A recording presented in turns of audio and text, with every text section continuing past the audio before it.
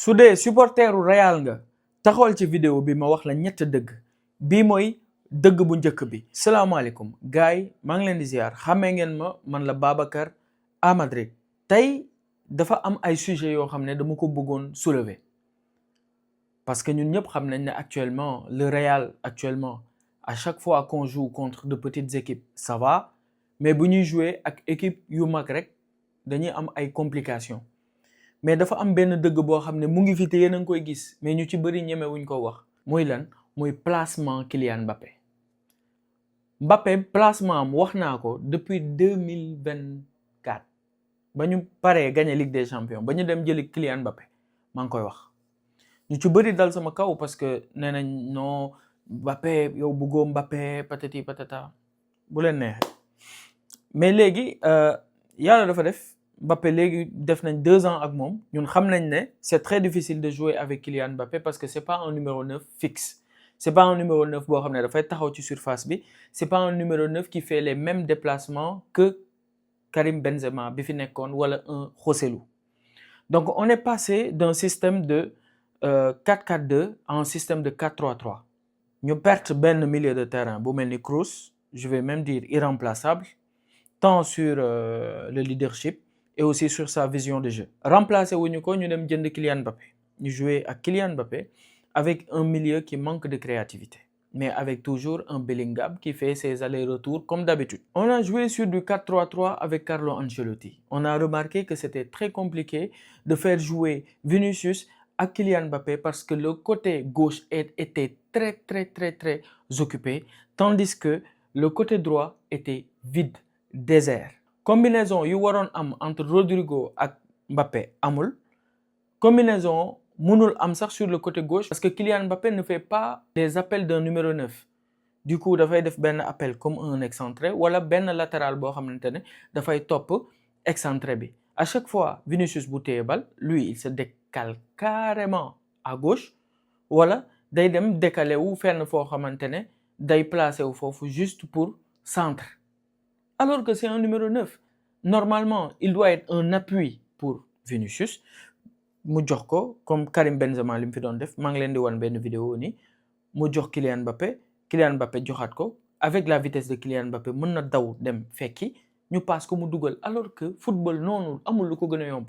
mais il fait pas ça. Kylian Mbappé boo ko passé dafay bëgg a duut dafay bëgg a créer moom ci boppam et c'est très compliqué pour les joueurs du Real Madrid pour s'adapter et pour marquer des buts parce que là tout est chamboulé. léegi dëgg bu neexul dégg bi mooy Kylian Mbappé ba mu ñëwee ba léegi dafa chambouler le jeu du Real Madrid. Le jeu du Real Madrid n'est plus le même. Avec Kylian Mbappé est-ce que dafa war a am lu ñu travailler est-ce que dañoo war a repasser à 4 milieux de terrain avec Vinicius et Mbappé devant wax leen ma ko ci commentaire yi. En tout cas dëgg bu naqaree dégg la dëkk bu metti ñu bari la surtout ñi nga xamante ne Kylian Mbappé rek la ñuy topp mais bu ñu waxantee dëgg rek xam nañ ne Kylian Mbappé ba mu ñëwee ba léegi l'équipe manque d'équilibre. bii nag mooy sama ñaareelu dëgg. information yu commencé génn dalul xel vestiaire u Real Madrid mu ngi tas vestiaire u Real Madrid mu ngi toj Xabi Alonso dafa soxla soutien waxuma soutien bi ngeen di xalaat mais actuellement saa waay il manque de soutien ci biir vestiaire bi dafa bëri critique. moo leen kanam Vinicius bi instant yi mu ngi wax ci xelam waaye Xabi Alonso yan changement la bëgg a créer nii encore Vinicius comédien la dafa am ay joueurs yoo xam ne dañuy critiquer Xabi Alonso bu ñu xëyee ba ngoon dañuy critiquer Xabi Alonso mais ci biir vestiaire bi dafa am ñoo xam ne dañ ko soutenir mais bëriwuñu. c'est le cas de Mbappé c'est le cas de Tchouaméni c'est le cas de Arda Güler mais nañ jël ñi ci des amul kenn ku ko ci soutenir te dafa am benn joueur boo xamante ne ñëpp xam nañ ne mook Xabi Alonso ça n'allait pas muy Vinicius Junior mais dafa am kenn ku ci ñëw yokku muy Fede Valverde te Fede Valverde dafa am poids ci équipe bi dafa am baat ci vestiaire bi moom mooy le deuxième capitaine de l'équipe parce que Carvajal bu fi nekkul moom la te moom waxam dafa am impact. Actuellement ñëpp ñu ngi laam-laame est-ce que Xabi Alonso est l'homme de la situation est-ce que Xabi Alonso mën na jëlee Real fi mu nekk yóbbu ko ci niveau bu Real nekkoon il y a 2 ans léegi problème bi nag mooy Xabi Alonso dafa ñëw nekk jeune Xabi Alonso ñu bëri dañoo jàpp ne il n'a pas de légitimité Zidane ba muy ñëw yor équipe bi amul lu ñu wax parce que Zidane dafa gagné lu kenn gagnewul seen biir bu ñu tegee de côté Zidane ñu wax Ancelotti moom palmarèsam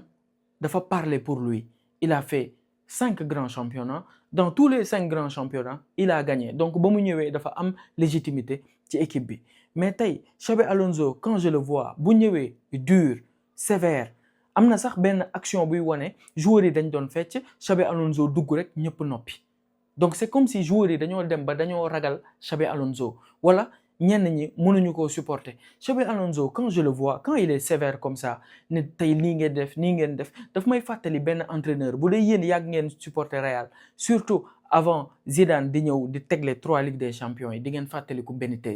Benitez ba muy soog a ñëw dafa ñëwoon ne Cristiano Ronaldo du marqué Cristiano Ronaldo du def lii daal di ñëw rek singili Cristiano Ronaldo te loolu nag laa jàpp ne loolu la Xabi Alonso di def ak Vinicius dafa jàpp ne Vinicius dafa jàppee boppam star alors que moom il s'y prend vraiment de la mauvaise manière un manager boo ñëwee da ngay xool say atu mais moom ba mu ñëwee xoolul ay atoom dafa ne man sama atu kenn la Kylian Mbappé la après Arda Güler ce sera le dépositaire du jeu du Real Madrid les autres je m'en fous ku ma teg baax na ku ma tegul baax na alors que loolu mooy erreur bi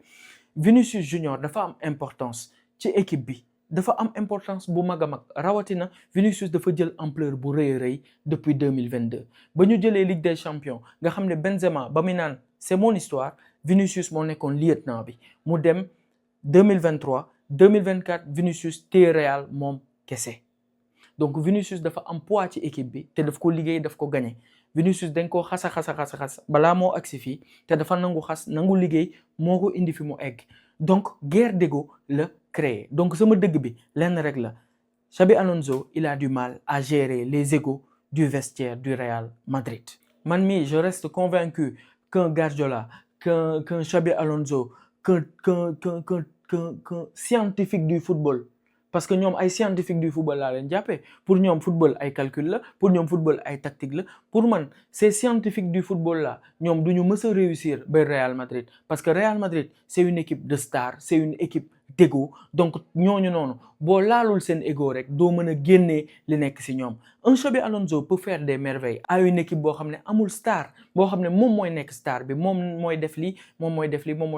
kenn du wax mais doo ñëw fekk une équipe boo xamante ne elle est déjà prête elle est déjà faite avec des stars et des atouts yow nga ñëw ne lii laay def bii nag mooy sama ñetteelu dëgg xol bu naqari laay wax ak yéen man ba ma xoolee statistique gu Real Madrid contre Rayo Vallecano ñun luñ doon sentir dëgg la ñun maa ngi doon wax ñun bu dee match bi pertuñ ko sax dama sant yàlla mais li ci gën a graaw y a un mal profond le mal profond c'est quoi c'est que ñun suñu joueurs yi dawuñu suñu joueurs yi defuñu benn effort dañoo réew lu leen neex la ñuy def dëgg mu neexul bi may wax mooy lan ñun on a un milieu de terrain qui n'est pas au niveau en plus de ne pas courir on a un milieu de terrain qui n'est pas du tout au niveau xoolal tey équipe yu mag yi ils ont des milieux de terrain de ouf xoolal Barça ñoo gën a ndóol fii et pourtant ils sortent un milieu de terrain de ouf xoolal Paris Saint-Germain xoolal Arsenal xoolal Manchester City xoolal Bayern toutes les équipes qui veulent prendre la Ligue des Champions ils ont un milieu de terrain taillé mais toi tu as un mécanicien c'est qui c'est Tchouaméni après ñi ci kanam Inch'Allah c'est comme ça est-ce que c'est comme ça est-ce que Xabi Alonso quand on l'a pris ne ko dañoo bëgg nga def Xabi Ball c'est avec ces milieux de terrain là ñii nii lañ koy jox man Xabi Alonso maa ko gën a sonal quoi vraiment mais Xabi Alonso milieu de terrain yii lañ koy jox wax dëgg yàlla nag bu ñu waxante dëgg on manque de créativité Arda Güler c'est un très bon joueur c'est un très bon meneur de jeu mais face aux grosses équipes il devient frêle face aux grosses équipes il devient invisible doo ko sentir du ñeme du am intensité bi war suñu milieu de terrain y a que Tchouaméni qui est au niveau bu ñuy jàkkaarloo ak équipe bu mag y a que Tchouaméni Bellingham pour mu nekk au niveau il faut 4 milieux de terrain 3 ak moom mooy 4 bi nga xamante ne moom xelam dina dal dina yéeg dina def yooyu muy def mais c'est très très très compliqué en plus de l'intensité et du talent qui manque peut-être au milieu de terrain lan la ñu manqué mooy engagement bi war amuñu benn joueur boo xamante ne dafay wane l'exemple donc ça montre qu'ils ont lâché Xabi Alonso ils l'ont lâché bu ñu demee ba benn vestiaire boo xamante ne ñii dañu ne saay man je suis pas content man je suis content mon gars on perd cette équipe je vais être très honnête avec vous tout ça c'est de la faute de Florentino Pérez à chaque fois que tout va bien il vient il chamboule tout mu dunduloo ñu benn ñaar saison boo xamante ne ñun supporters Real yi suñu xol yi dina naqari après mu defaraat kii moom il faut que mu dunduloo ñu suñu xol yi naqari tuuti quoi tout ça c'est de la faute de Florentino Pérez en tout cas gars yi wax leen ma li ngeen xalaat ci commentaire yi c'était Babacar à Madrid tey dama bëggoon waxtaan ak yéen ci samay xalaat instant yi nga xam ne nous sommes un peu à froid di wax samay xalaat ci Real ak nu muy fonctionner actuellement wax leen ma lépp luy seen xalaat tamit ci commentaire yi peace